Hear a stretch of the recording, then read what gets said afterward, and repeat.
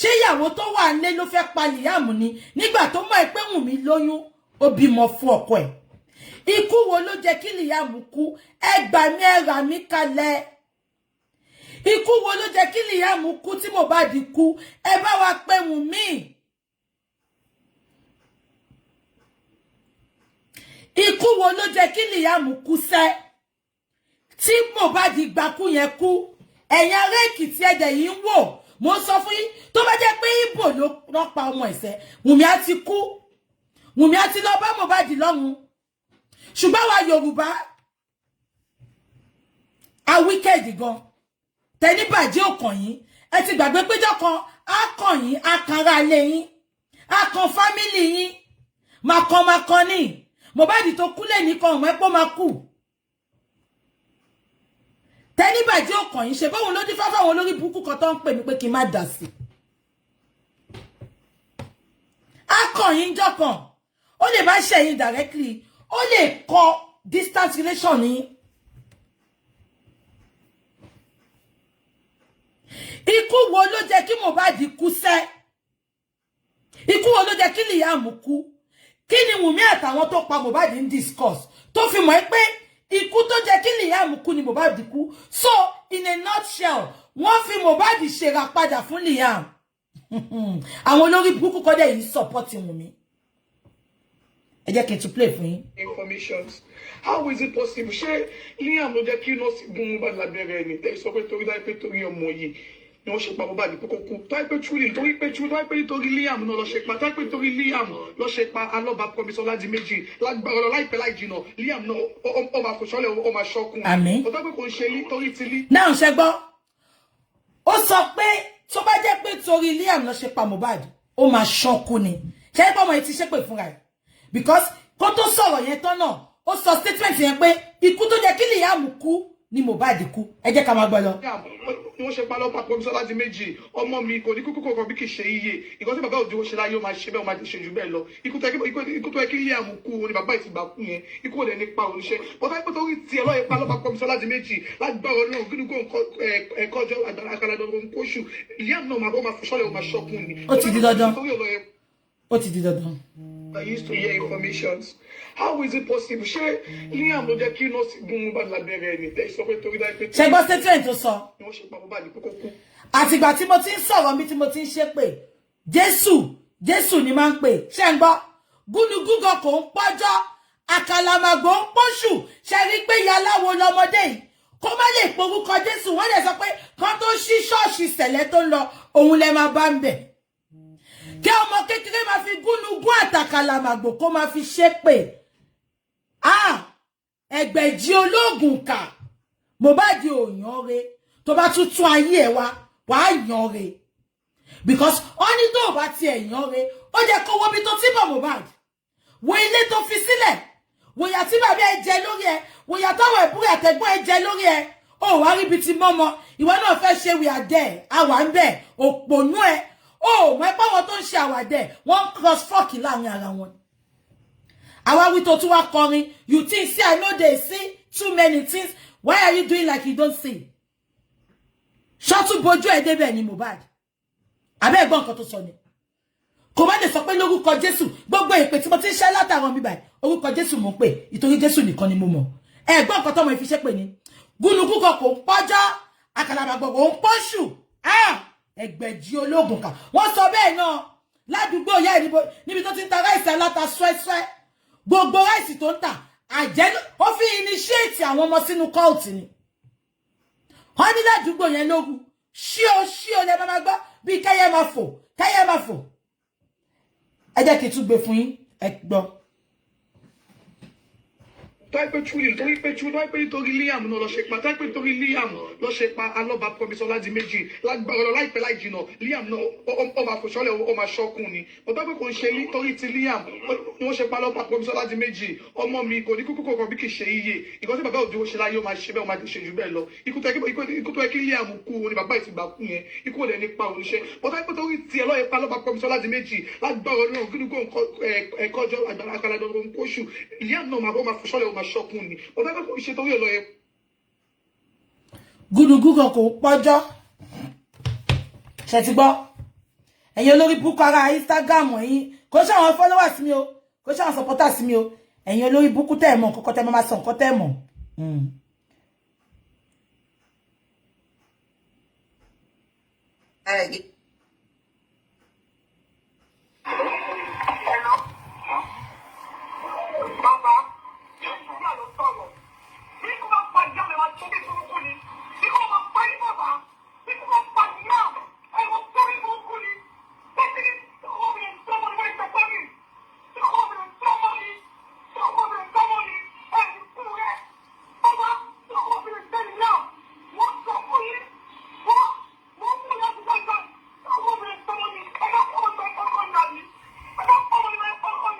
ṣẹ́rí bí tí mo ti ní problem pẹ̀lú girl yìí ni ó pe bàbá yẹn ó ń ṣépè fún wọn ṣẹ́rí bàbá tó bá yẹ pọ́n gbọ́rọ̀ sí mi lẹ́nu ni àní débi ta délé ni ìgbà tó wọ́n pe bàbá tó ṣépè fún bàbá bó ṣe tó yìí bàbá wà níbi tí tó ti lọ gbàdúrà gbà yẹn ṣe rántí bàbá wà ń bẹ̀ ìgbà tí mo gbọ́ voice note ẹsẹ̀kẹsẹ̀ police station dẹ̀ wà ládùúgbò bẹ̀ yẹn mo ní kí bàbá lọ make report kọ́kọ́ petition bàbá nínú àwọn ò lọ pé ká má worry pẹ́pọ́ ti petition ẹ̀ ṣe gbọ́ statement tó sọ́mọ̀ ẹ̀ ó ní ẹ fẹ́ pa mí bẹ́ ṣe ẹ fẹ́ pa Liam bẹ́ ṣe pa ọkọ mi olórí burúkú ọmọ yìí ṣé bàbá wà ń bẹ́ ìgbà tí Mohbad kú irọ́ tọmọ yìí ló ń pa fún gbogbo ayé nìyẹn ó dẹ̀ tún èṣù tún tì náà ó tún sọ ìgbà tán ṣe corona kìíní yẹn ó sọ pé bàbá ni ò jẹ́ kán rí justice ẹjọ́ ṣé bàbá wà ń bẹ̀ ni tó lórí burúkú sọ pé bàbá fẹ́ pa Liam bó ṣe pa Mohbad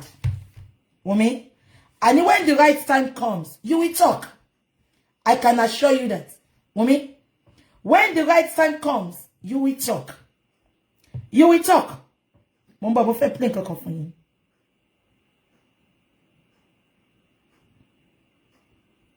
mo ń bọ̀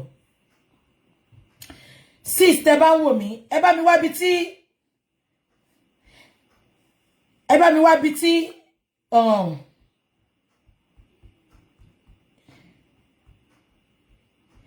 ẹ bá mi wá bí tí Sam Larry ti sọ pé Zlatan wà ń bẹ̀ ipò òun ò ná ẹ bá mi wá now kí mo fẹ́ sọ pa Zlatan oh TikTok tó ti lọ mo fẹ́ sọ nǹkan pa Zlatan but ma ẹni sùúrù máa jẹ́ kó come up ẹni sùúrù ṣẹgbọ́n sis ẹ bá mi wá bí tí Sam Larry tó ti sọ pé òun ò lè pa Mohbad ipò òun nífẹ̀ẹ́ ẹ bá mi wá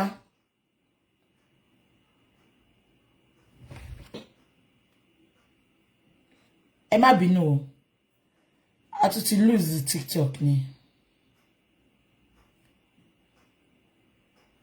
ẹ má bínú sí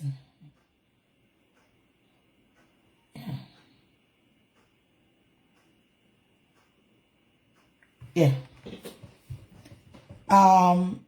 kí mo fẹ́ sọ mo fẹ́ sọ̀rọ̀ Zlatan fún yín ṣé mo pé mo sọ ní last time pé Zlatan ìgbà tó lọ ná Mohbad sis tẹ́ bá wò mí ẹ bá mi send ibi tó ti lọ ná Mohbad yẹn ẹ bá mi send it please ẹni tó bá ní kó send it fún mi mo fẹ́ fi nǹkan kan wọ̀nyí ńbẹ̀ ni mo fẹ́ fi nǹkan kan wọ̀nyí níbi tó ti lọ mo fẹ́ fi nǹkan kan wọ̀nyí níbi tó ti lọ ná Mohbad ni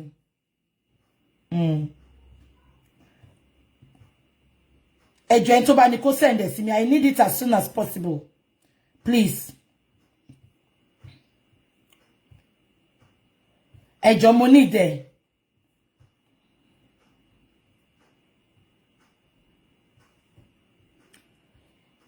ẹni tó bá níbi tó ti lọ ná Mohbad yẹn ẹ send it sí mi please I need it very very much yeah mo fẹ́ kà nǹkan kan bí ni ẹni tó bá ní fídíò ibi tó ti Naira Marley tí wọ́n send it sí mi but kò open ṣé ń gbọ́ mi now mo fẹ́ fa nǹkan kan yọ ńbẹ̀ tí n bá fi fídíò yẹn wọ̀nyí ẹ ní rí mo sọ fún yín last time tí mo sọ̀rọ̀ pé Zlatan mọ̀ nípa bó ṣe wá ná Mohbad Àárín ọ̀tá ni Mohbad wà ṣùgbọ́n kò fura. Mohbad believed people that surrounded him were his friends. He did not know that he was eating and dining with the enemy. Am I communicating? I can't be looking for it. Please send it to me. I can't be looking for it. Send it to me if you can get it for me, please. Ṣé ń gbọ́ mi?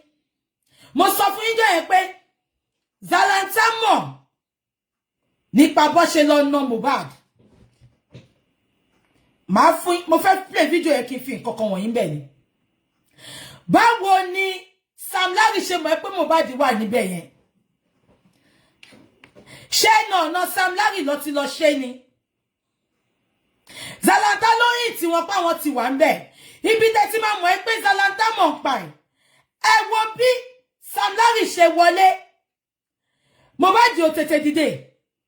Mohbad ò fura pé òun ló fẹ́ wá bá. Zlatan ló sáré dìde. Ó sáré dìde bí po ti expect wọn. Ṣé wo video yẹn ṣá? Ẹ bá mi send it, please. If I should start looking for it, it might take time. Me mo bi tó wà. Ṣé sure ṣá? I get it ṣá. If I can see the video, I will play it for you. But if not, go and watch it. Mohbad, ó jókòó, ẹni tí ó mọ̀ pé ń bọ̀ wá nù. Mohbad jókòó, ẹ rí pé Zlatan ó ti dìde gan káwọn yẹn tó wọlé tán. Ó sáré fò dìde ni because he was expecting them, because he told them to come.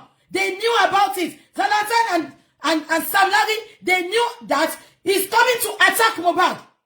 Okay, èmi tí mo expect pa fẹ́ wá nà mí sìn. Mo lè sáré bẹ̀rù tí bá gbóhùn èèyàn. But Zlatan bó ṣe gbóhùn wọn báyìí, ó fò dìde.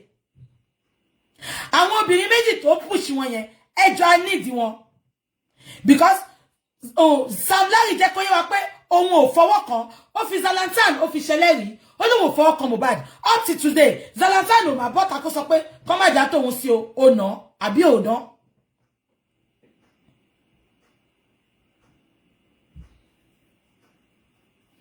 Abeg get it. All these people, they knew what killed Mohbad. Ẹ pè yàn ní best friend ní Zlatan. Ó ti bá ẹ pọ́mọ Kòròdú kan náà ni wà tí Mohbad. Ìwọ wá bọ́ta lánàá àbíjẹta. Ó sọ pé ó ń ṣí ṣọ́ọ̀bù tó máa gbéná mọ́ ẹ lórí. Àyàfi tó bá mọ kú tó pa Mohbad. Ṣọ́ọ̀bù tó lè jèrè ẹ̀.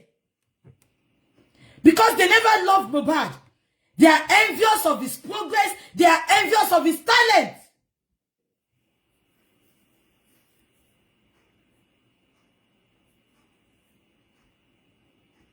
Bùnmi tó wà lórí YouTube yẹn, ikú máa pa ìyá ẹ̀. Ó máa ṣọ́kú máa wọ̀n ìyá ẹ̀ lójú ni. Bùnmi yẹn, I will block you on my YouTube. Do you have to come here? Olórí burúkú àpọ̀kọ̀dáyé, olóbò kanji down. Abeg get it. Okay, send it to you can send it to my inbox. Yeah, send it to my inbox. Ẹ ṣé. Màá play ẹ̀ fún yín sìn. Ẹ rí. Ẹ tí ó expect pé yàn bọ̀. Ẹ rí pé Mohbad ó jókòó tàtàrà sínú wheelchair yẹn ni. But Zlatan bí Sam Larry ṣe wọlé tó sọ pé kíní kan báyìí kò tẹ̀ tí wọlé tán. Ṣé bó jẹ́ kí Mohbad dá ohun Zlatan mọ̀. But Mohbad will not be stupid láti lọ shoot video ní àdúgbò Sam Larry. Mohbad tó ti mọ̀ pé wọ́n fi kú wá òun kiri. So báwo ni Sam Larry ṣe mọ̀ pé wọ́n wá shoot video mẹ́. Ṣùgbọ́n Mohbad ìgbà tó tún competition kò ro débẹ̀. Kò béèrè lọ́wọ́ Zlatan bí yóò dé béèrè tá a mọ̀. Ṣé Mohbad ti béèrè lọ́wọ́ Zlatan pé báwo ló ṣe mọ̀ bí? Ẹni tí ó expect èèyàn sẹ́, ó jókòó tàtàrà ni kò dìde. But ẹni tó ti sọ fún pé ẹ wá ní in 5 minutes time, àwa ládùúgbò báyìí, ó sáré dìde ni. Zlatan ò ní jèrè, olórí burúkú ọmọ. Àbájá náà tó ń pè ẹ́ ìbílẹ̀ ló máa jẹ́ títí ayé ẹ̀. Olóṣì very ugly boy. Me detest ẹ.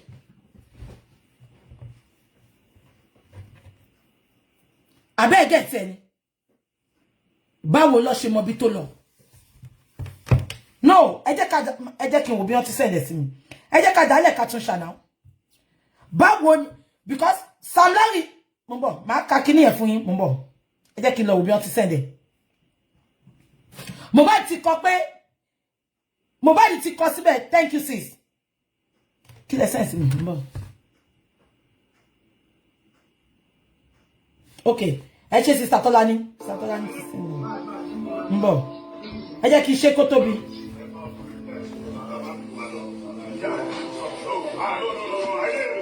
Ẹ wo bá tí Mohbad dìde, má tún jẹ́ kẹ́ wò. Ẹ máa wò. Ẹ ní sùúrù.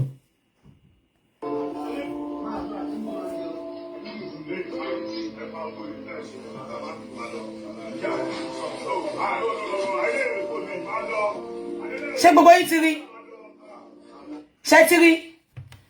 Ṣé ti rí àbẹ́ ti rí? Ṣé ti rí? Ṣé rí ṣá? Zlatan dìde kan tó máa sọ̀rọ̀. But Mohbad tí ò retí èèyàn. Mohbad yìí jókòó síbẹ̀, poor boy. Kọ́lọ́n bá mi foríjì, kó bá mi fọ̀run kẹ́. Ẹ jẹ́ kí n tún play fún yín kẹ́ tún wò. Mo ń bọ̀. Ẹ jẹ́ kí n tún play fún yín. Ẹ má bínú, a máa tún padà lọ ń bọ̀. Ẹ wò.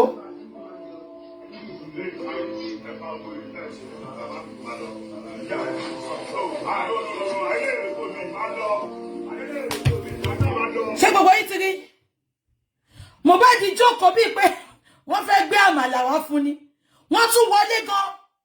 Mohbad òwò ẹ̀yìn because ó wò bí Zlatan ló fẹ́ wá bá ṣe pàdé ṣẹ̀mẹ̀ pé lórí búkú ni Zlatan bóun náà ṣe pààyàn kiri nìyẹn. Ó wò bí Zlatan ló fẹ́ wá bá ṣe meeting. Ó tún jókòó báyìí. Kò wẹ̀yìn. Because he was not expecting anybody. But Zlatan tó ti sọ fún ọ pé kán wá, ó sáré dìde. Ó sáré dìde, ó ti wẹ̀yìn. Ṣebí Mohbad ló ń fi kúlé. Why ti Zlatan tètè dìde? Àdí gbogbo àwọn tó surround Zlatan Mohbad pátá, it was meditated. God bless you. Because ó ti sọ fún wọn, ẹ wá ní time yìí. Zlatan ó ọjọ́ kan tí wọ́n náà máa sùn tó ní jí. Ta ló sọ fún ẹ pé ìyàwó ẹ lọ́mọ yẹn? Ẹ ń cross fork ara yín nìna. Ṣé wọ́n náà ti bímọ? Ó jẹ́ lọ ṣe DNA. Torí bó ṣe pa Mohbad lọ ṣe máa pa wọ́n náà eventually. Na Bella Shmurda bó ṣe pa Mohbad náà lọ ṣe máa pa wọ́n náà. Ìyàwó yín náà máa lọ gbọ́mọ àlè wá, wọ́n á dẹ̀ pa yín. Àbí kò yé yín? Up till today. Sister Tolani tẹ́ bá ń wò mí, ẹ jọ̀ọ́ bá mi send ibi tí Sam Larry sọ pé òun kọ́ lòun pa Mohbad. Ipe wùn mímọ̀ pé òun ò lè fọwọ́ kan Mohbad. Ẹ bá mi wá yẹn. Kẹ́dẹ̀ bá mi wá ibi tí Sam Larry sọ pé Mohbad jẹ òun lówó lòun ṣe fi kú lé kiri. Ẹ bá mi wá yẹn náà kẹ́ bá mi send sí inbox. Ẹ ṣé sis. Now, màá wá ka letter fún yín. This was the petition Mohbad wrote. The petition was sent to the police, and the police stamped it. The stamp means they received it. The police stamped it on the 27th of July. Mohbad was seen. Mohbad didn't rí gbogbo ọwọ́ wọn pé wọ́n fẹ́ pa òun. But unfortunately,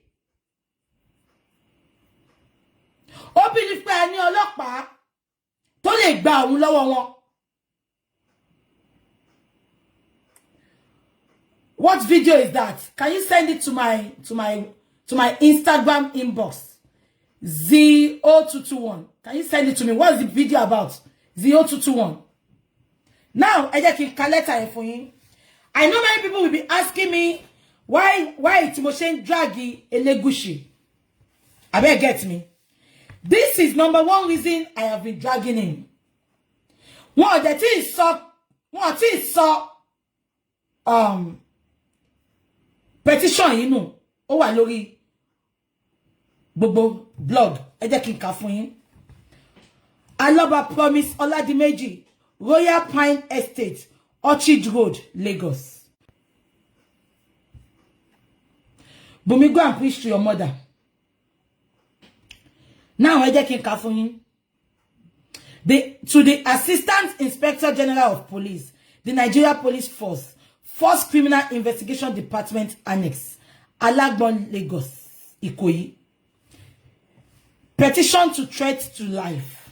malicious damage of properties, valued the sum of 5 million naira, assault, occasioning harm, Shengbo, assault, lojojumo, occasioning harm, omatuma harm, occasionally, oppression and conduct likely to cause breach of peace against Sam Larry Elegushi, Elele, Obele, and others.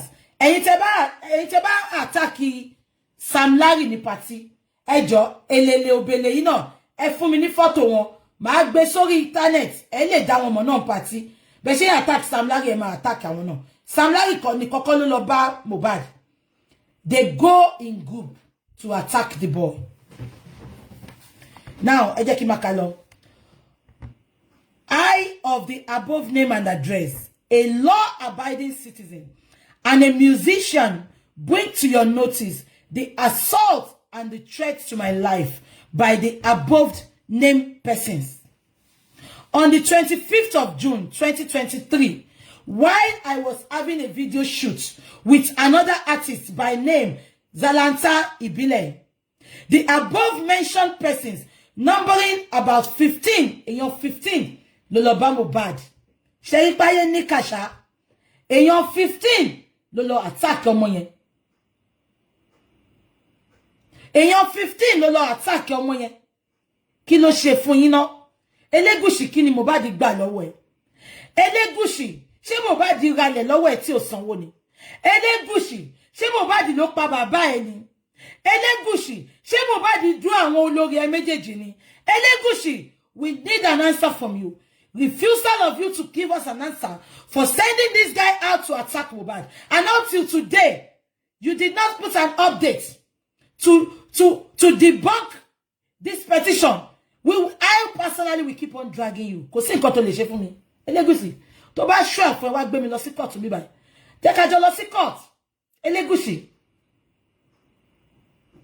Ṣé o fẹ́ lẹ́yìn wọn ṣe kíni? Ìtọ́wọ́ àwọn olórí burúkú kan sọ pé kí ẹ tó ń drag Elegushi. If I have the opportunity, I will drag him every day. Ẹ jẹ́ kí n máa kà lọ. Èèyàn 15 ló wọ́n Sam Larry kọ́ lọ attack ọmọ lọ́mọ. Ṣé fẹ́ pa ni? Ẹ máa gbọ́. The above mentioned person, numbering about 15, led by Sam Larry Elegushi, invaded the premises with dangerous arms, such as guns, cutlasses, etc., where I was shooting video, and they scattered the whole process of the shooting. They damaged the equipment I was using for the shooting, valued about 5 million naira. And they started threatening my life, which in the process, they became violent. So what to know more enjoying? Olórí burúkú Zlatan, tí Sam Larry dẹ̀ fi ṣẹlẹ́rìí, Zlatan ò bọ́ta dé ní ìsọ̀ nǹkan tó ṣe fọ́mọ yẹn. Zlatan ò ní ṣoríire olórí burúkú ọmọ ẹlẹ́nu jẹ̀bẹ̀lẹ̀ tó ń tàkísà tó lóhun ń taṣọ. Ẹ jẹ́ ká máa kà lọ.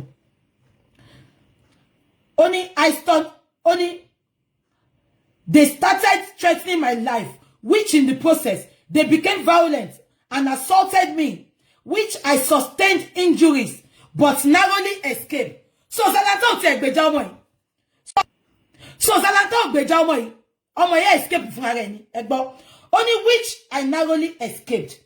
Attached to this petition is the said picture of the total. Ọmọ yẹn tún fún wọn picture. They ní ìwọ̀n máa sanwó yẹn fún. The said picture, total amount I paid for the shooting. They have destroyed is 8 million naira, which is non-refundable.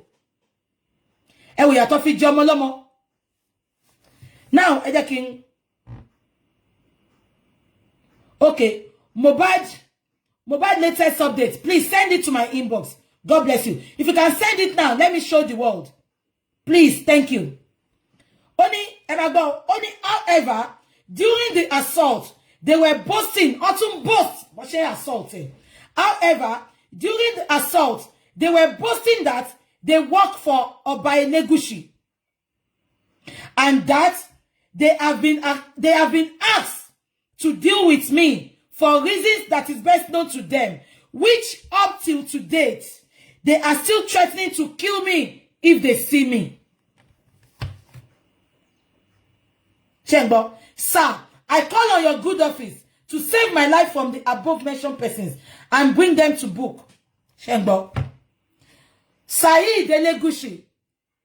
Ibi tí mo ti ní problem fún gongo pẹ̀lú ẹni. Can you come out and answer this petition, Elegushi? Why was your name mentioned in this petition, Saheed Elegushi?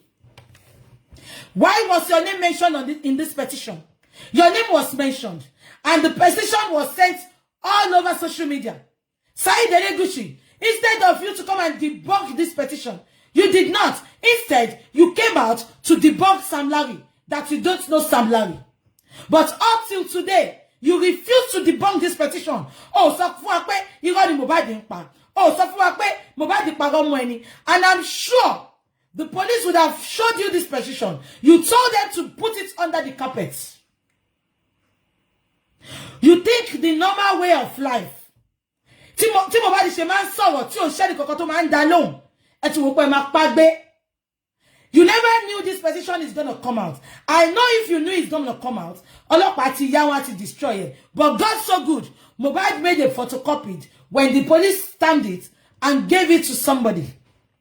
The person put it out for us to see. So why the Abo Jolori Buku, Eye Vulture, why she was putting the death of Mohbad on Naira Marley, somebody put this out. Am I communicating? Saheed Elegushi. Morinijo Mother's Day. Sorry. Saheed Elegushi. I saw on Children's Day, your first wife was, taking pictures with your daughters.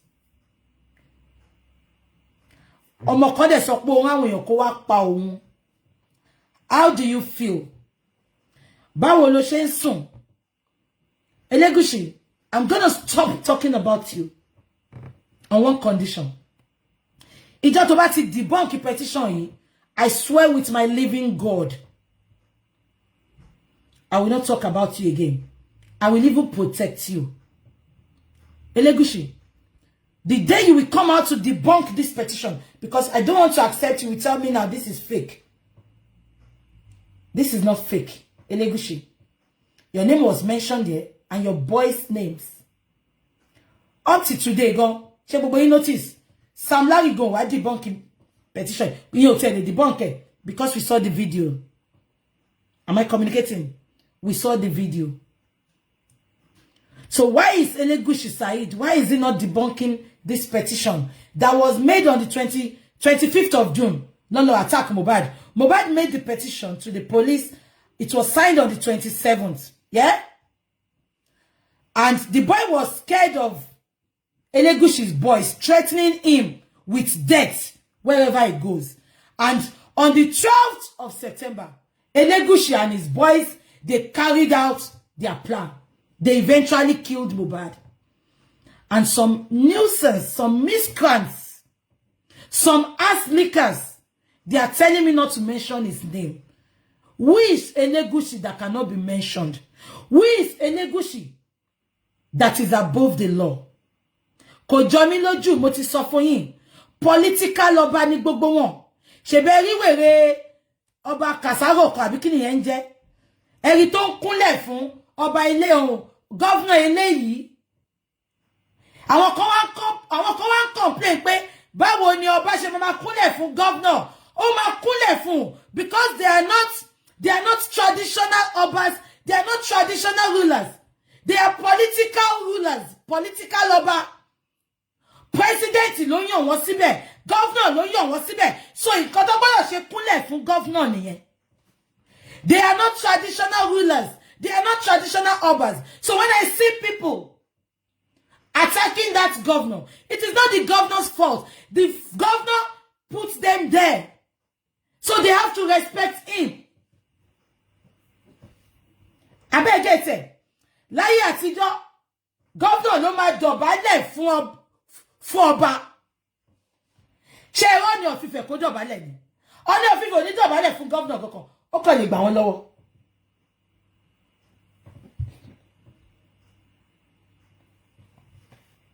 Ẹ má bínú TikTok mo dúró dè. Ṣé pa àwọn náà máa ń dúró dè wá? Àfẹ́jẹ́ kọ́ miss.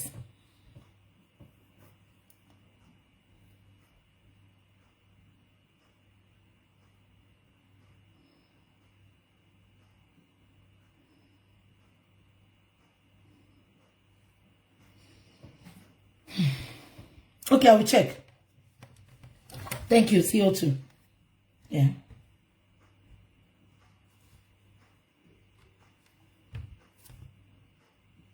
One minute.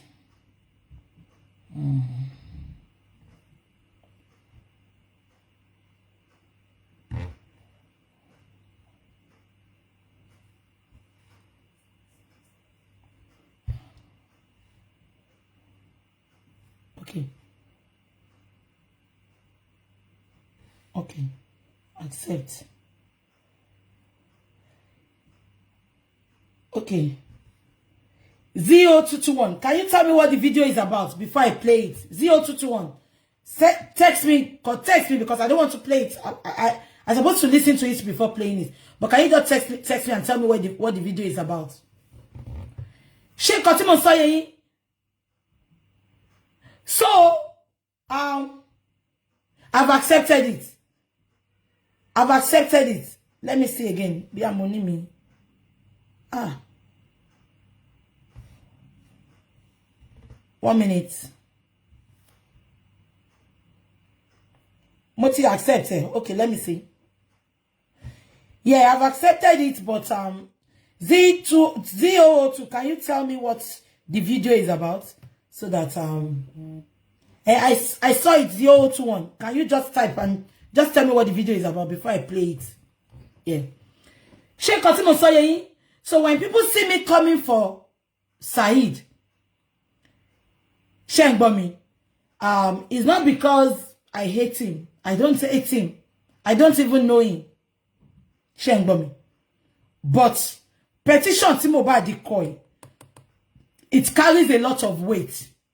Because 2 months after, tó sọ pé wọ́n fẹ́ pa òun. Shengbomi. 2 months after, tó sọ pé wọ́n fẹ́ pa òun. Mo ń bọ̀. Oh, okay. Ṣẹ́tìrí, àwọn wèrè tó pa Mohbad nìyẹn. Wípé wọ́n bó ìgò tí mi. Ẹ̀dẹ̀ sọ wípé pàkẹ́lì kọlẹ̀ yín kú lọ bá. Mo ń bọ̀. Ọkàn yín. Hold on. Ṣẹ́tìrí, àwọn tó lọ pa Mohbad nìyẹn. Zlatan àtàwọn òbèlè nìyẹn. Ṣẹ́rí. Zlatan nìyẹn o. Zlatan àtàwọn òbèlè nìyẹn o. Àwọn tó lọ bá Mohbad. Ṣẹ́rí wọn. Ẹ wò, ẹ jẹ́ tún fi wọ̀nyí.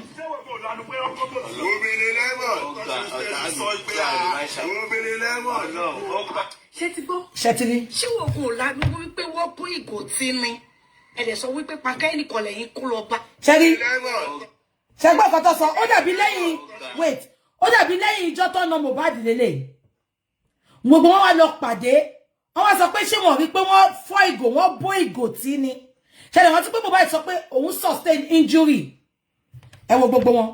Àwọn dẹ̀ ní Zlatan tún bá ṣe. Ẹ wá sọ fún mi pé Zlatan ò mọ̀ pé wọ́n fẹ́ wá na Mohbad. Zlatan, òun á jẹ́ níyà. Ẹ jẹ́ kí n tún pè. Ń bọ̀.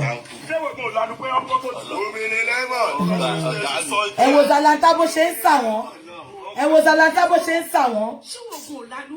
Ah, Mohbad máa gba justice o.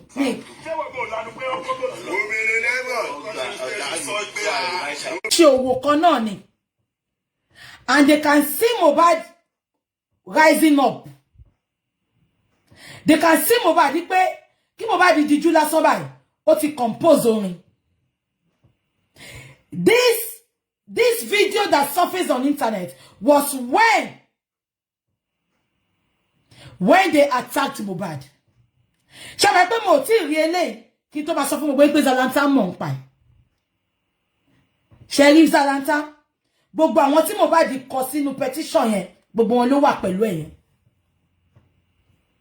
Kí ló fún wa láìdá pé Bella Shmurda, Zlatan, all of them, they will not be jealous of Mohbad.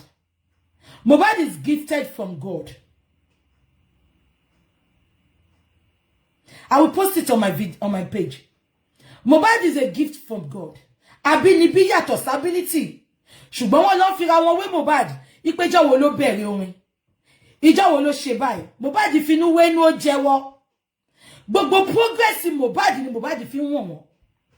Tí ó bá ṣe pé Mohbad finú wénú tó jẹ́wọ́ ni, ó ṣe jẹ́ pé lọ́ọ̀yà Bella Shmurda ni Mohbad lọ lò. Mohbad said, and I quote, only Bella Shmurda no introduce the lawyer so ko malo. Ipe is a good lawyer. Ohun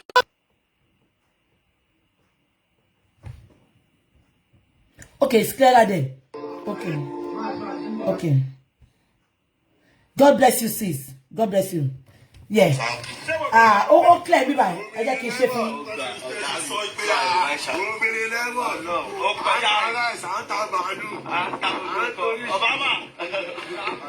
Ṣé gbogbo wọn? Ẹ jẹ́ kí n tún play fún yín. Video yẹn ni ṣe pé kò clear ńbẹ̀ yẹn. Ṣé wọ́n kò lanu pé ọkọ̀ kò sí? Obìnrin lẹ́mọ̀.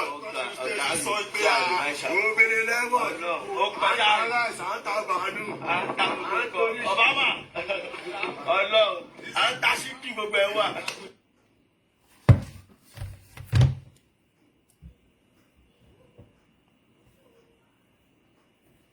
Sis.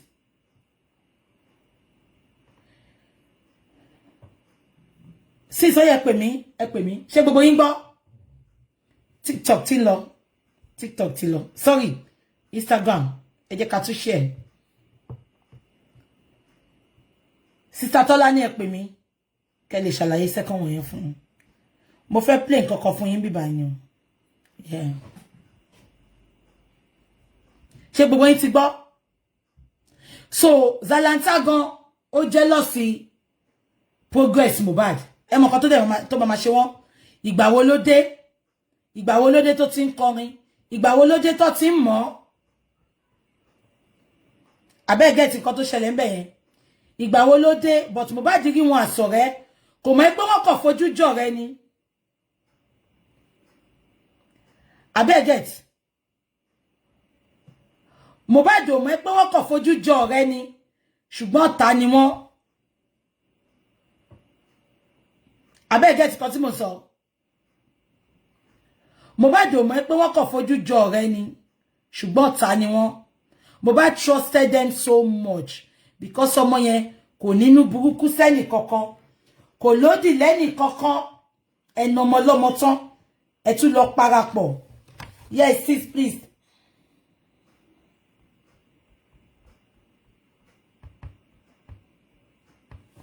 Now, mo fẹ́ play nǹkankan fún yín. Ṣé gbogbo yín ti rí pé gbogbo wọn gbọ́n òbèlè tí Mohbad kọ sí petition, Sam Larry tó kọ sínú petition, òun ni gbogbo wa jọ pàdé yẹn tó ń kíra wọn. Ó ní show ya Zlatan lẹ́nu pé òun bẹ́ go.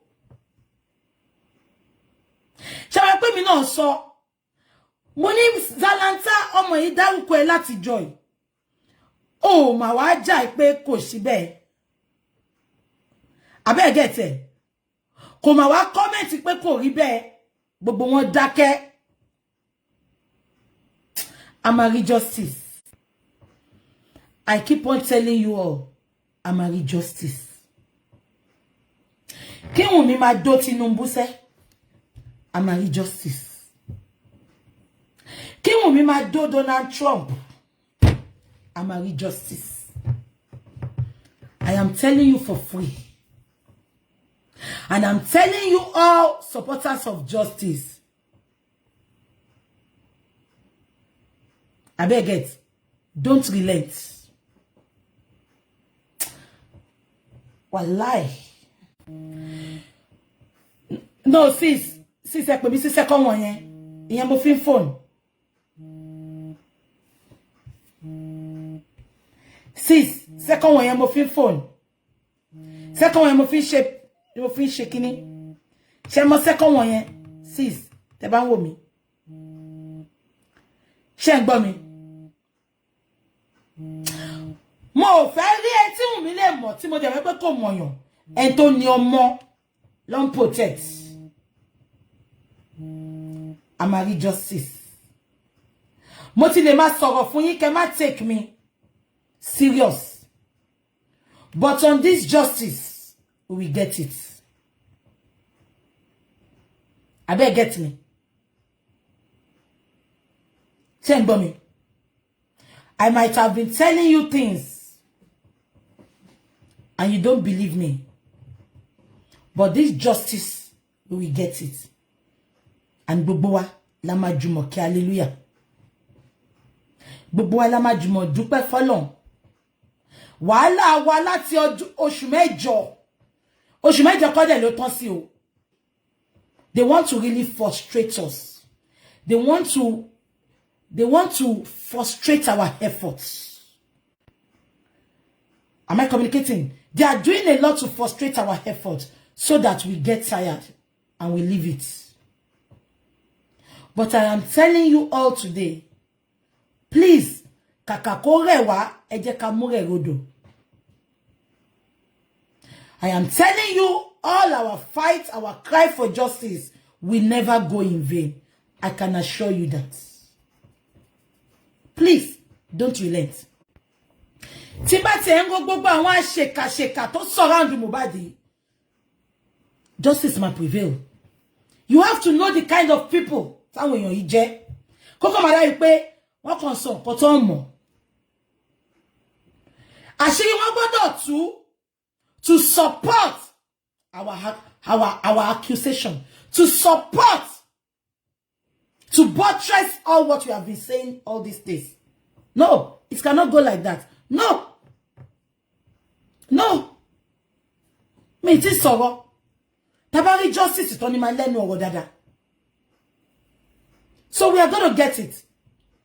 Do you know many things Timothy Fisi stand still just because of this justice? And you are telling me we are not going to get it. They rather kill me. Tabani kakakama the justice and one more ya pa mi. Tiku mi o de si lọ́wọ́ anybody won. Good afternoon. We are watching Bobby. Coming Samson for Labi Balog really too. Mo gbogbo nǹkan tó ṣẹlẹ̀ yìí Mohbad brother mi ni mo like gan. Gbogbo àti wà ní Malians record gan. Mo náà mọ̀ pé mo ní love for even ìyàwó ẹ̀. Gbogbo anybody mọ̀ pé mo ní love for Mohbad. Gbogbo ìdí bá ń lọ Kenya ní July ni ma ní Mohbad. Jájọ lọ máa sọ fún Malians record. Já ṣe show. Kájọ ṣe ní lọ. Ṣe gbogbo ẹ̀. So tabanja bí kakúkọ. Tabanja bí kakúkọ. Èmi ò lè pa Mohbad. Mo love her so much. Ọlọ́run dẹ̀ rí inú mi. Mo love èmi ò lè pa Mohbad. Mi mọ̀ pa kọ́kọ́ pa ikú Mohbad. Fídíò tó lọ bára àwọn nǹkan tó ti ṣẹlẹ̀ tipẹ́ nǹkan tó ti ṣẹlẹ̀ ní last year tó yẹ pé kò ní ìsìn ní Naija ọ̀n gbé mọ́. Àwọn fídíò tó ṣẹlẹ̀ tó wà ní Zanta wà lórí wheelchair. Zanta ẹlẹ́rìí mi ni. Ẹ pé Zanta kẹ́bí tí bá fọ ọkọ̀ Mohbad. Video club ọ̀tọ̀ ní ọ̀rẹ́ tá ń bá sọ̀rọ̀ tẹ́ bá wo fídíò yẹn ẹ rí pé àwọn bá sàn bẹ fídíò kan wà táwọn bá sàn bẹ Mohbad pé fílẹ̀ àwọn sábláàrí ti ń sẹ́tù ọ̀rọ̀ yìí lọ́ọ̀kan máa ń dá. ṣe gbọ́n nǹkan tó sọ ó ní mo lọ́ọ̀bù ẹ̀ mo lè pa ṣùgbọ́n náà pa.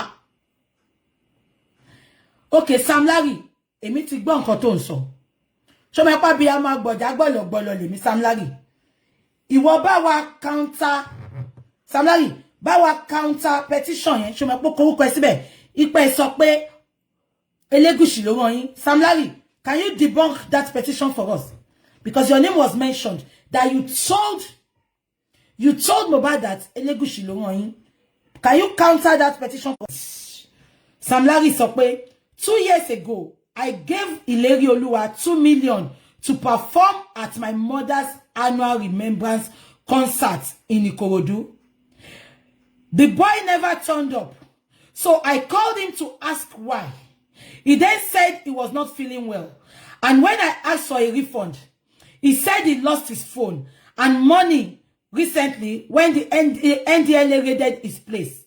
In the process, and since he was living in Malian records, he is now broke with no commitment to repay me. Then I then left, all for me to later hear that this same boy was having a musical video shoot the next door. Can you give us the address? Am I just analyze it? Sam Larry sọ pé 2 years ago, ó ní Mohbad jẹ́ only 2 million. Olówó yẹn òun kò fún pé kó wá fi kọrin ní tòkú màmá òun. Ṣé ń gbọ́. Ó ní Mohbad ò turn up, ṣó bí Mohbad dání. Wọ́n fún Mohbad lówó kò ní lọ kọrin. Ó ní Mohbad ò turn up. Ó ní later lòun gbọ́ tí Mohbad sọ pé òun wà ní Malia house pé òun ò lówó. Ṣé gbọ́?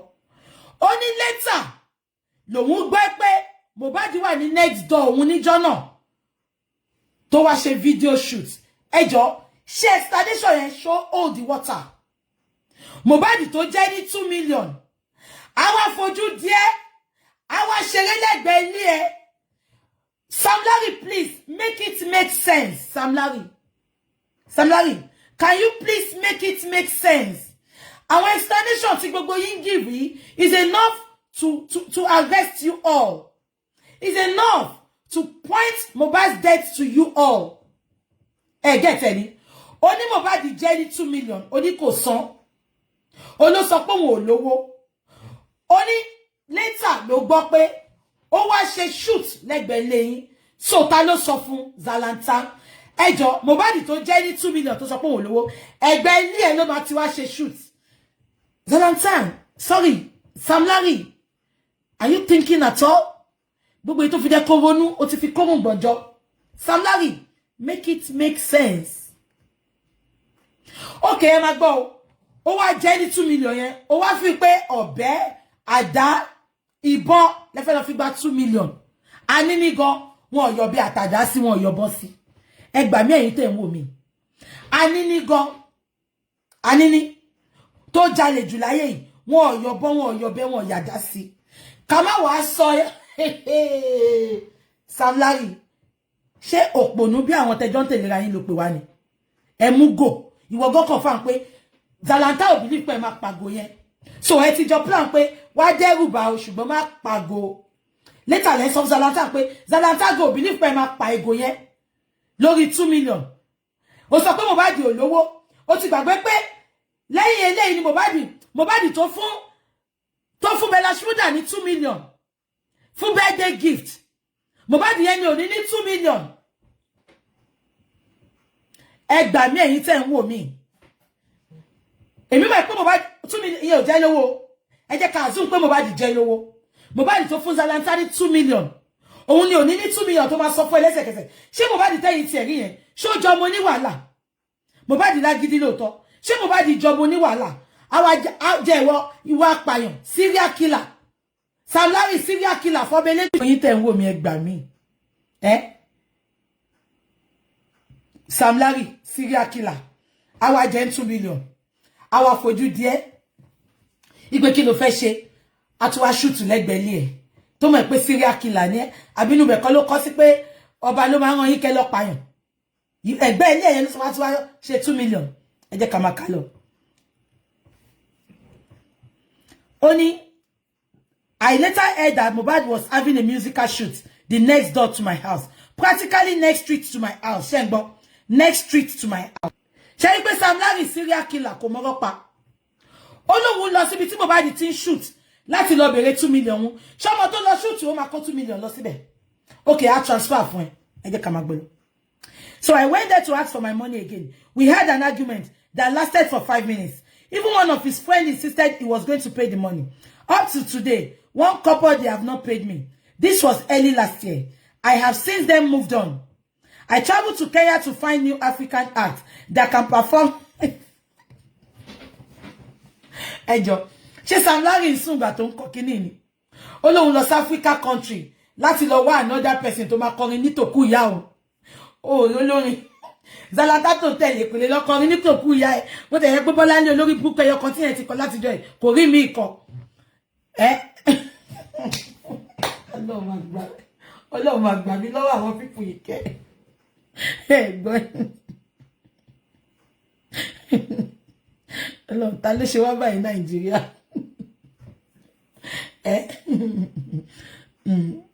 Ta ló ṣe wá báyìí Nàìjíríà ẹ sọ fún mi.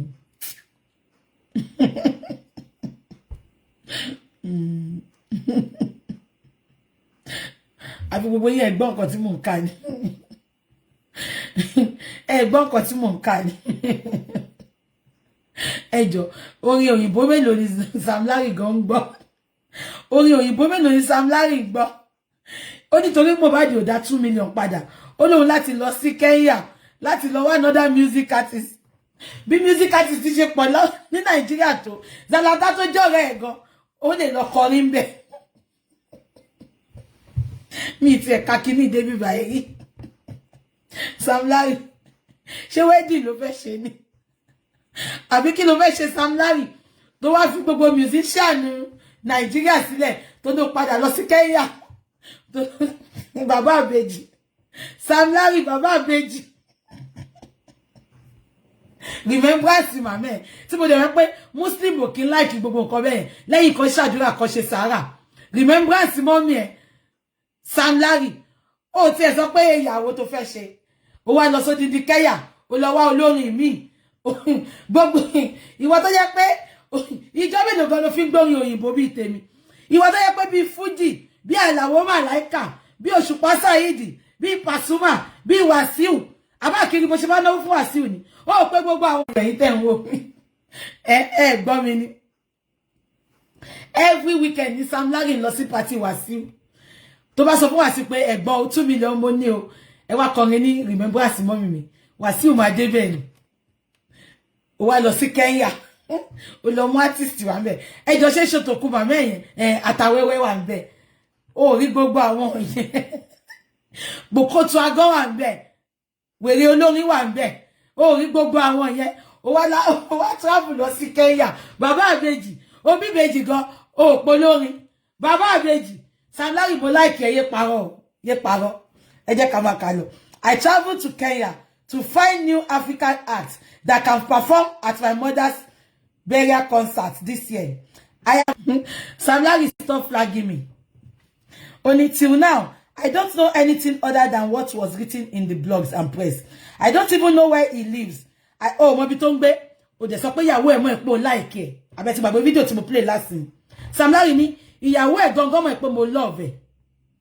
Meanwhile, ṣe rántí pé wà tó update. Wùmí náà lọ update pé òun ò rí rí. Wùmí ò rí rí. Ṣùgbọ́n ní corona inquest, you were talking about Naira Marley. The lawyer have to ask you pé ṣé o mọ̀ Sam Larry ni ọ̀rọ̀ pèsè jẹ. Wọ́n ní ṣé Sam Larry ti do ẹ̀rí ni. Oh, down. And tó bá ti down, it means you contest.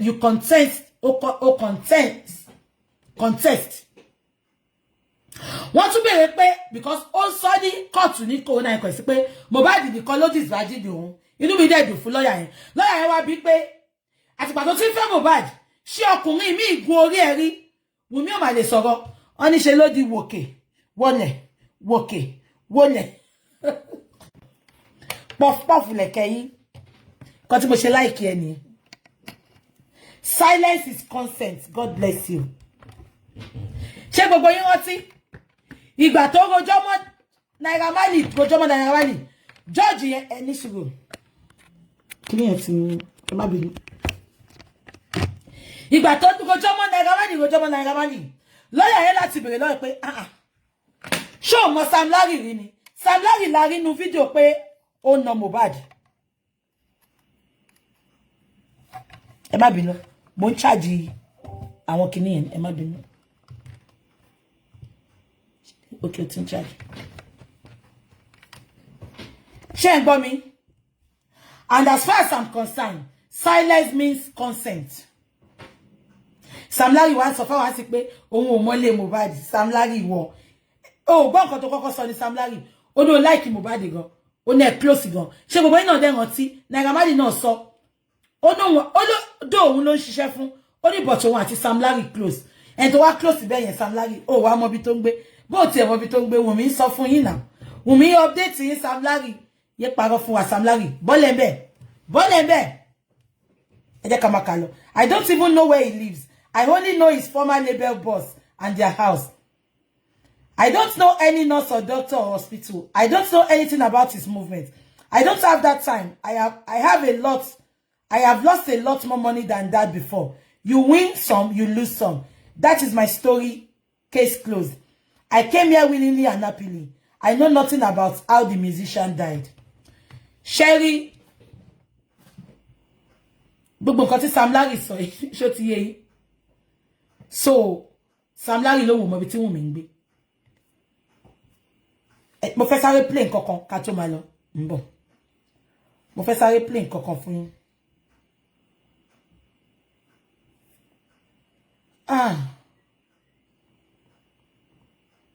Omba.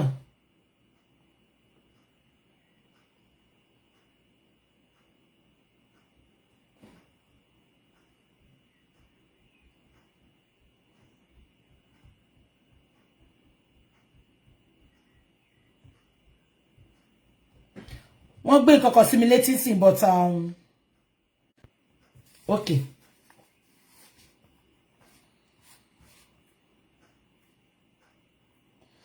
Òbèlè lélẹ̀ gbogbo yẹn wò. Màá fi photo ẹ̀ síta. Ẹ tó ń jẹ́ òbèlè lélẹ̀, ṣé ti rí. Òbèlè ni ńbọ̀. Màá fi photo yẹn síta, ẹ má worry. Mo fẹ́ sáré play nǹkan kan fún yín ká tó máa lọ. Ẹ má worry, mo ń bọ̀.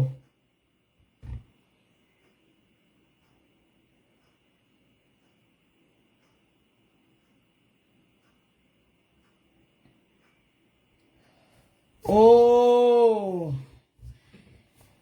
Now, mo tún ti rí nǹkan kan.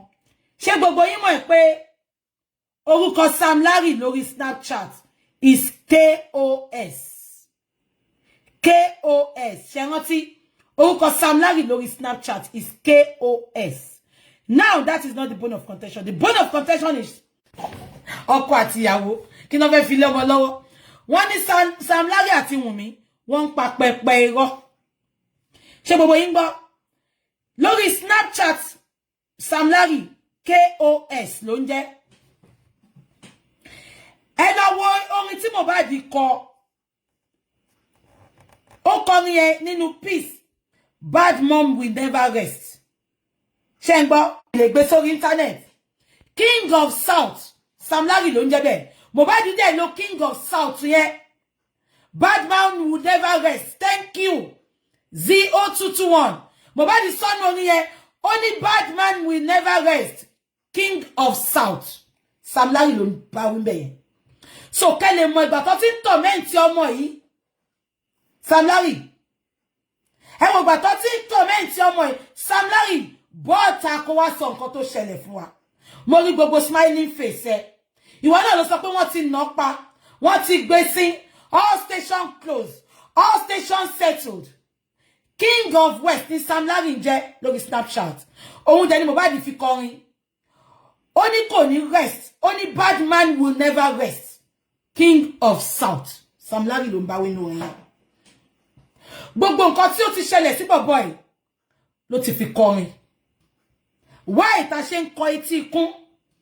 Why ta ṣe ń pretend pé àmọ́ nǹkan tó ń ṣẹlẹ̀? Now, mo fẹ́ gbé yín débì kan, mo ń bọ̀. Mo ń bọ̀. Mo ń bọ̀, hold on. Mo fẹ́ fi nǹkan kan, mo fẹ́ sáré ka nǹkan kan fún yín. Mo ń bọ̀. Ẹ ní sùúrù fún mi, please.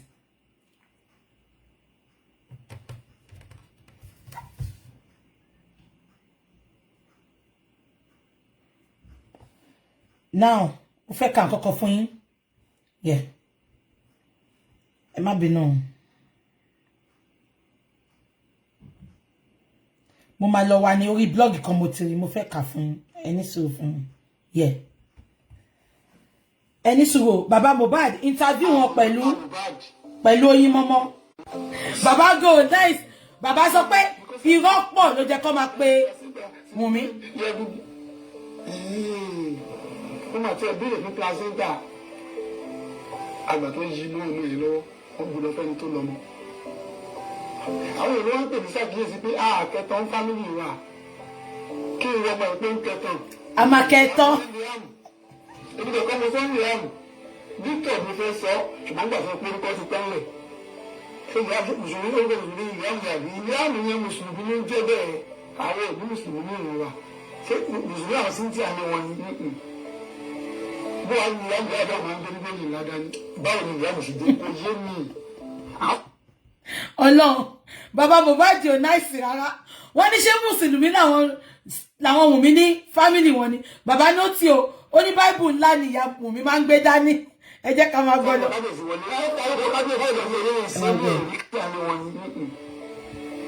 Bó wàá ní ìyá mi lábẹ́ àwọn àgbẹ̀ nígbà yìí ládàá ní báwo ni ìyá mùsùlùmí kò yé mi.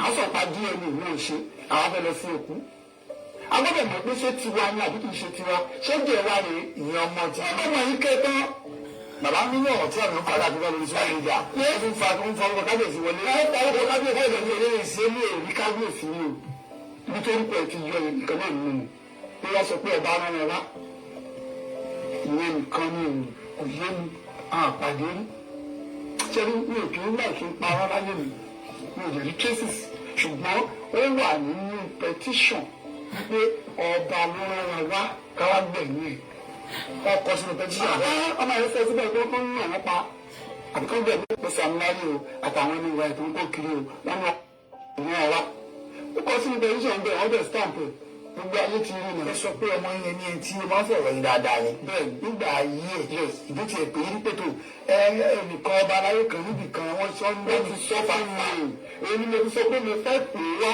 tó bá bá lu ẹlẹ́nu àwa náà lọ́ba ní kòrò ó ti ń dárúkọ ọba yẹn fún mi ṣùgbọ́n ìgbà tó bá kò sí ti kí á ní ìdáwọ́ wà ní olórí àtọ́ba aláyé ìgbóyìn kò yé mi o tó bá fẹ́ wá ikú tó pa ọmọ mi fà wọ́n ṣe DNA màdé tọ́ka sẹ́ni tó pọ̀ mọ́ mi. Èyí ti mọ̀ ọ́ àmì nípa Mohbad. Ṣé ìmí ń yà lè rí? Lọ́kà bí sẹ́nu ká dákẹ́ nípa. Olóò bàbá Mohbad ò náìsì rárá. Bàbá ní wọn kẹtọ nílé mi. Ọmọ yẹn kẹtọ. Bàbá tún sọ pé wọ́n ní bàbá tún sọ pé Báìbù tí yẹn ń gbé máa ń tóbi báyìí. Wọ́n tún béèrè lọ bàbá pé bàbá ní Victor ni Mohbad fẹ́ sọmọ ipò sọ pé orúkọ ti tán lẹ̀.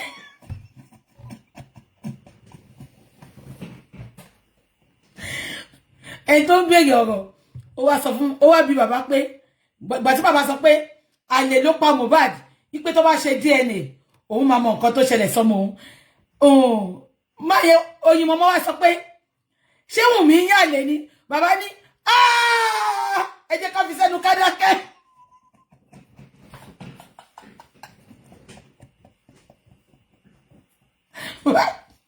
They won't go. No green for anybody. Baba gangan ló yẹ kó máa fi ṣe fídíò yẹn. Baba, Sherry, mo máa sọ kíní kan. Sherry, people will bring out the beast in you. Baba yìí dákẹ́ láti jọ ipò. Ẹ jẹ́ tún play fún yín kẹ́gbọ́. Baba ní èmi kò fura. Wọ́n wá lọ mọ́ kẹtàn. Kẹtàn fámìlì. Wọ́n ní dáadáa kẹtàn. Àtijọ́ tí bàbá ti sọ pé àwọn ò kẹtàn fámílì àwọn tí Wùnmí bá fẹ́ ya fọ́tò sìn Wùnmí máa ń kẹtàn ní ọmọ kẹtàn. Ṣàlàyé tó bàbá ti sọ pé àwọn ò kẹtàn fámílì àwọn Wùnmí wá ń kẹtàn kọ́ lè sọ pé Wùnmí ló fi kẹtàn jọ. Bàbá ní kẹtàn. Wọ́n ní ṣé Muslim ni Wùnmí ni? Bàbá ní Muslim kẹ̀ Báíbù yá ẹ̀ tóbi báyìí. Bàbá ti yàwó lọ.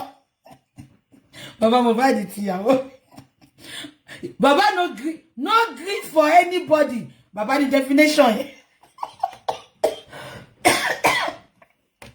E me to pa mi lẹ́rìn jù kí n tún play. Ẹ jẹ́ tún play fún yín. Àtọ́ba kò sí ti kí wọ́n mú ìbára wà lórí àtọ́ba aláyé ìgbóyìn kò yé mi o. Tọ́ba fẹ́ wá ikú tó pa ọmọ mi fà. Ẹ máa gbọ́. Wọ́n ṣe DNA màá dẹ̀ tọ́ka sẹ́ni tó pọ̀ mọ́ mi. Èyí ti mọ̀ ọ́ àmì nípa Mohbad. Ṣé Wùnmí ń yàlè rí? Ṣé ká fi sẹ́nu ká dákẹ́ àmì nípa Mohbad? Ẹni yes àmì nípa Mohbad. Ìrọ́pọ̀ ló yẹ ká pè orúkọ ọmọ tó pè sí dáhùn. Kò sí òótọ́ kan báyìí lẹ́nu. Because I do not give daddy placenta since then you are good. Wọ́n máa tún ẹbí rẹ̀ fún placenta.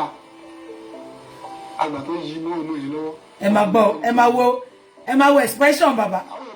Ṣàkíyèsí pé kẹtàn fámìlì wa kí ìwọ ọmọ ìpín kẹtàn ìyẹn ìyàmù ìbùdó kọ́ mo fọ́n ìyàmù Victor ló fẹ́ sọ ṣùgbọ́n gbà tó porúkọ ti pẹ́ńlẹ̀ ṣé ìyàmù mùsùlùmí tó ń bẹ̀rẹ̀ ní ìyàmù àbí ìyàmù yẹn mùsùlùmí ní jẹ́ bẹ́ẹ̀ àwọn òbí mùsùlùmí ní ìlú wa ṣé mùsùlùmí àwọn sí ti àlẹ́ wọn ní bó wàá ní ìyàmù yàrá máa ń gbé níbẹ̀ yìí ládàá ní báwo ni ìyàmù ṣe dé kò yé mi àwọn sọ̀pá díẹ̀ ní ìlú òṣè àwọn fẹ́ lọ sí òkú agbọ́dọ̀ mọ̀ pé ṣé tiwa ni àbí kì í ṣe tiwa ṣé díẹ̀ wá rè ìyẹn ọmọ tí ọmọ yìí ké tán bàbá nínú ọ̀rọ̀ tí àwọn ọ̀gá àbí lọ́wọ́ ìṣúná ìjà wọ́n tún fa ọkọ̀ kábíyèsí wọlé ọkọ̀ kábíyèsí wọlé ní ìṣe ní èrí kábíyèsí ni o ibi tó rí pẹ̀lú ti yọ nǹkan náà nínú pé wọ́n sọ pé ọba ara wọn wá ìwé nìkan ní o kò yé mi àpàdé rí ṣẹ́ni mi ò kí ń láì kí ń parọ́ láyé mi ò lè rí cases ṣùgbọ́n ó wà nínú petition wípé ọba ló rán wa wá káwá gbẹ̀yìn ẹ̀ ọkọ̀ sínú petition rẹ̀ ọmọ ẹ̀ ṣe síbẹ̀ tó ń nà wọ́n pa àbíkọ́ gbẹ̀mí ẹ̀kọ́ ni after 2.5 months ẹ̀mí ẹ̀ bẹ́ẹ̀ lọ. wọ́n tí ọ̀rẹ́ sọ yìí ìwé ìfi sùn bẹ́ẹ̀ ni àwọn olùkọ́ ọmọ mi ló kọ́ Mohbad fún ẹ̀ bẹ́ẹ̀ ni ó kọ́ ó bẹ̀ kọ́ orúkọ wọn síbẹ̀ ó Samilari o àtàwọn ẹni ìwà ìtàn kó kiri o wọ́n ní ìwọ̀n wa ó kọ́ sínú petition bẹ́ẹ̀ wọ́n bẹ̀ stamp ẹ̀ gbogbo ayé ti rí náà. ẹ sọ pé ọmọ yẹn ní ẹni tí ó máa ń fọ̀rọ̀ ní dáadáa ni. bẹ́ẹ̀ nígbà ayé ẹ̀ yes ìdí tiẹ̀ pé rí pètò ẹnìkan ọba aláyé kan níbì kan wọ́n sọ ń bá ti sọ fáwọn èèyàn ni mo ti sọ pé mo fẹ́ pè é wá tó bá bá lu ẹlẹ́nu àwa náà lọ́ba ní kòrò ní kò tí ń dárúkọ ọba yẹn fún mi ṣùgbọ́n ìgbà tó bá kò sí ti kí wọ́n ní ìdára láàrin olórí àtọ́ba aláyé ìgbòho kò yé mi o tó bá fẹ́ wá ikú tó pa ọmọ mi sà. ẹ máa wo bẹ̀yẹn o. wọ́n á ṣe DNA màá dẹ̀ tọ́ka sẹ́ni tó pọ̀ mọ́ mi ẹ̀yin ti mọ̀ àmì nípa Mohbad ṣé mi ń yà lè. Thank you for bringing back. ọ̀nà mi mọ bá ṣe bàbá Mohbad yìí o bàbá Mohbad máa pa mí ọ̀nà abẹ́ ẹ̀gbọ́n ni wọ́n ní ṣé wù mí ń yà lè ní káfí sẹ́nu kádà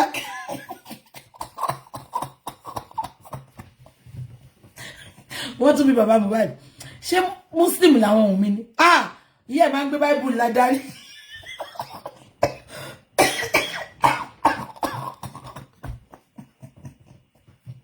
wọ́n ní bàbá ta ló fún Liam lórúkọ Victor ni Mohbad Victor làwọn fẹ́ sọ ṣùgbọ́n bàtà wọn dẹ̀ láwọn lórúkọ ti tán lẹ̀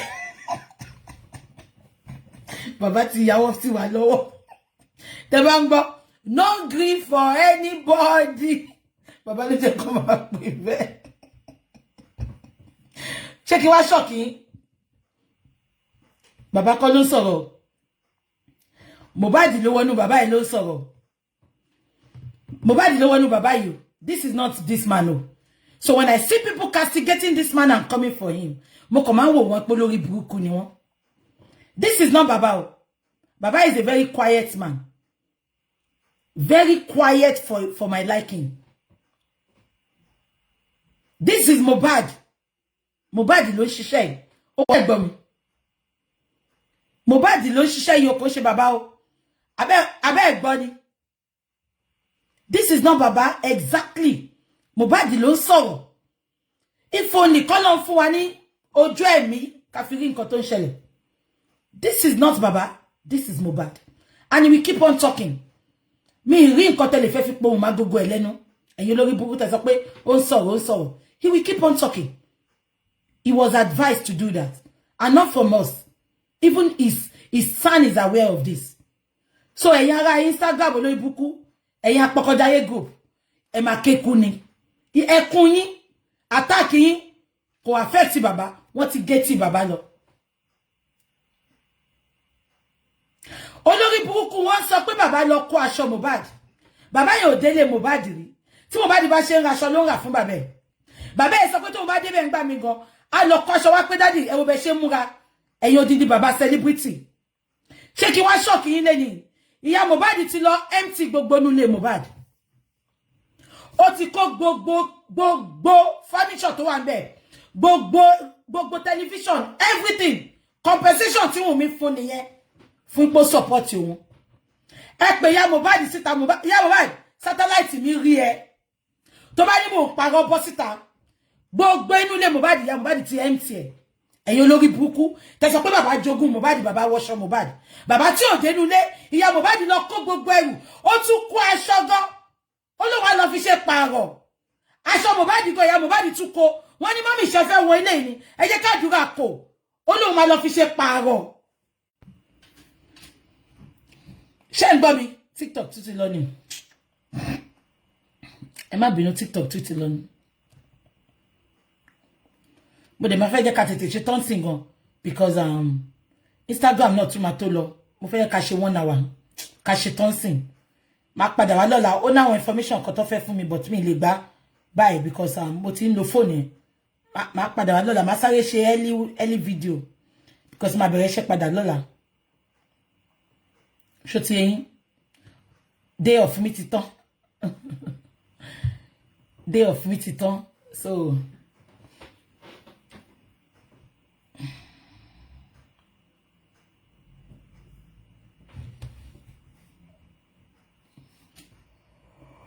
ó ti rẹ̀ mí, ẹ má bínú.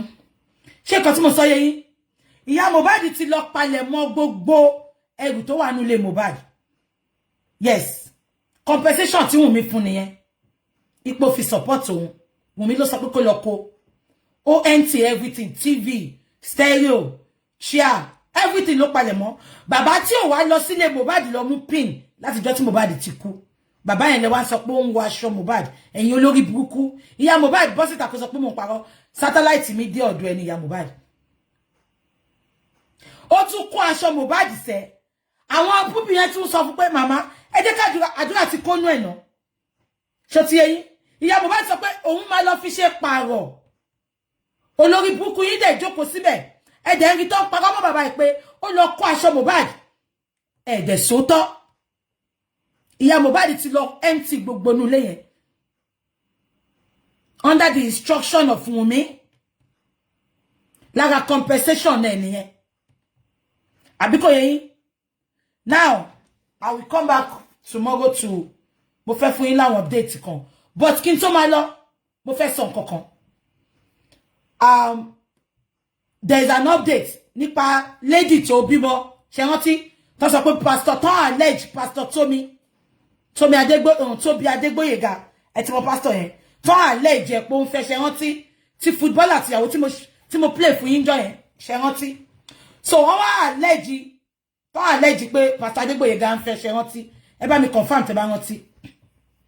Now kí ni mo fẹ́ fàyọ? Wọ́n wá gbé síta pé lady yẹn ṣe DNA. Ipa àwọn ọmọ mẹ́tẹ̀ẹ̀ta kò ń ṣe ọmọ bọ̀bọ́ yẹn. Ẹ jẹ́ ká máa ronú ká tó sọ̀rọ̀. Mo wá rí táwọn èèyàn update blogs ti gbé gan. Everybody ti gbé pé Pastor Tóbi Adégbóyèga ló ní ọmọ. Báwo ló ṣe jẹ́ Pastor Tóbi Adégbóyèga ló ní ọmọ? I'm coming to analyze everything. Mo ń dúró wọ́n fẹ́ fún mi ní videos ni. Video bí girl yẹn ṣe máa ń hùwà. Ṣé nǹkan tí mo sọ yé yín? Now kí mo fẹ́ fàyọ? Wọ́n ní Pastor Tóbi, àwọn èèyàn sọ pé Pastor Tóbi Adégbóyèga ló lọ́mọ. Báwo ló ṣe jẹ́ Pastor Tóbi Adégbóyèga? Gbogbo wa la gbọ́ tí Pastor Tóbi sọ tí mo play video yẹn fún yín. Pastor Tóbi ìgbà tó máa meet olè, èyí tó ń wáṣẹ́, tí ò lọ wáṣẹ́ ní job center, tí ò lọ wáṣẹ́ ní Indeed, tí ò lọ wáṣẹ́ ní Reed, tó yẹ pé ìgbà tó ń ṣe EndSARS rally ní London. Ṣé rántí? Yétúndé, kí ló kọjá yẹn náà? Ṣé Yétúndé ló ń jẹ́? Èyí tó fẹ́ bàbá tí yẹn. Boss line. Ó lọ bá Pastor Tóbi, ó lóun wáṣẹ́. That was ọdún wo ni EndSARS? Ẹ bá mi confirm. What year is EndSARS? Ọdún yẹn ni Pastor Tóbi meet boss line. Lẹ́yìn tí Pastor Tóbi meet boss line, ni boss line ní gbé ìyàwó footballer lọ sílé Pastor Tóbi. Am I communicating? So báwo ló ṣe wá jẹ́ pé Pastor Tóbi ló ní àwọn ọmọ mẹ́tẹ̀ẹ̀ta? Even last born yẹn gan, ojú 2020, God bless you. 2020 ni EndSARS. EndSARS, ìgbà EndSARS ni Pastor Tóbi meet boss line. Tó sọ pé òun wáṣẹ́ tí ò wáṣẹ́ lọ job center. Tó yẹ pé Pastor Tóbi ló ti lọ wáṣẹ́. Pastor Tóbi òkúkú mọ́, òun ló mọ Pastor Tóbi. Wọ́n dẹ̀ fún ní 1,000 join. Ṣé ń gbọ́ mi? Now, mo máa fẹ́ ká máa lo common sense wa tá bá ń wo àwọn vlogs yìí. Tó bá tiẹ̀ sọ pé Pastor Tóbi ló ní ọmọ yẹn báwo ló ṣe possible? Because 2020 ni Pastor Tóbi ló meet boss line. After to meet boss line in 2020, boss line ni mú ìyàwó footballer ó mú lọ sílé ẹ̀. So báwo ló ṣe jẹ́ even last born no footballer gan, I think that boy is 5 years old. Báwo ló ṣe jẹ́ Pastor Tóbi? Girl yìí ti ń ṣe ṣìnà, ó ti bí ọmọ àlè síta pàápàá kí Pastor Tóbi gan tó meet ẹ̀. Am I communicating? So why are you attaching those children to Pastor Tóbi? Why tẹ́ sọ pé Tóbi ló bí ọmọ mẹ́tẹ̀ẹ̀ta fún? Ẹ jẹ́ ká máa sòótọ́. Toby Jeshe accepted. But Toby call be more phone. I'm going to talk about that again. I'm going with Monjo Kosen our videos sense me. So that is that. Am I communicating? Ki mo tún fẹ́ sọ fún yín o. Mo gba information constant, but I don't know how far it's true. If the information comes out to be true, my update yín lálẹ́ gangan. Ṣé ti gbọ́? My update yín lálẹ́. On send information cause me ṣe pé èmi máa fẹ́ wá di òtítọ́. I don't just want to come and give you lies. Wọ́n send information cause me, but I don't want to talk about it yet. It is somebody you all know very, very well. Very, very well. But I'm not going to talk about it now. Tó bá jẹ́ pé lóòótọ́ ni, I will come back. YouTube, ẹ̀yin lè máa jẹ àǹfààní yẹn. Ma come back. So we met a time. Ma sáré ṣe. It can be 20 minutes video. But let me gather my information. I will come back. Ṣé ti gbọ́? So every necessary information you all need to know again, I'll be putting it out there for you. No retreat, no surrender. Justice for one is justice for all. If nobody's talking, we'll be talking about the past antecedents. All that led to Mohbad's demise. Yeah? Because keeping quiet and not talking, ó jẹ́ káwọn èèyàn think pé wọ́n ti ń gbàgbé. Gbàgbé o. Gbàgbé. It's just that I ní nǹkan tá fẹ́ sọ. Torí la ṣe ń bẹ Lagos State Governor. Kàn jọ̀ọ́, kàn bá wa sọ fáwọn corona inquest. Kàn bá ma ṣe once in a month. Once in a month, ọdún wo la fẹ́ ṣe tán. Once in a month, ìgbà wo la fẹ́ ṣe tán. Ẹ jọ̀ọ́, tá bá ṣe 4 times in a month gan kò pọ̀ jù. We still have a lot of people we are